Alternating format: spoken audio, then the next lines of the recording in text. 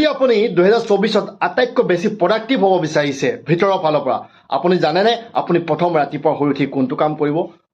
হয়, সেইটো কাম ময়ো কৰি আছোঁ আৰু মই ভাবিছোঁ এই ভিডিঅ'টোৰ মাধ্যমত মই আপোনালোকক কওঁ আৰু আপুনিও যাতে কৰে। মই মজিত গগৈ বোলো অ' হৰি অ' ৰাম, ভিডিঅ' মাথো মই সেইটোৱে চাম য'ত জীৱনৰ সমস্যা সমাধান বিচাৰি পাম।